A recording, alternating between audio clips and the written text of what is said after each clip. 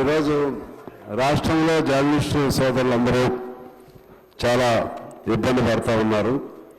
దీనికి సంబంధించి మొత్తం అసలు రాష్ట్రంలో ప్రింట్ మీడియా కానీ ఎలక్ట్రానిక్ మీడియా కానీ మొత్తం ఎంతమంది జర్నలిస్టులు ఉన్నారు అనే ఒక అంచనా రాష్ట్ర ప్రభుత్వానికి ఉందా లేదా అని వారిని ఆలోచన చేయవలసింది కోరుతా ఉన్నాను. వారి జర్నలిస్టుల జీవన పరిస్థితులు మెరుగుపరచడం కోసం ఏదైనా సంక్షేమ చర్యలు వాళ్ళు చేపట్టాలి.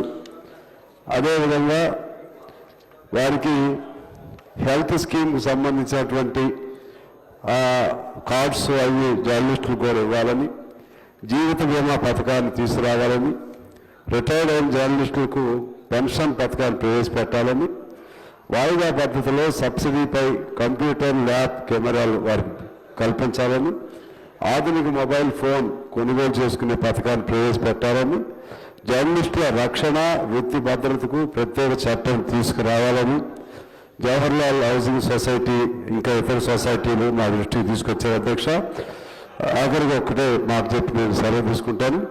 వారు ఇవాళ అన్యాయమైన జీవితాలు గడుపుతూ ఉన్నారు జర్నలిస్టులు. వారికి ఒక వేతనం లేదు, ఏమి కూడా లేని పరిస్థితులు, కనీస వేతనం కూడా ఉండే విధంగా మీరు చేయాలి.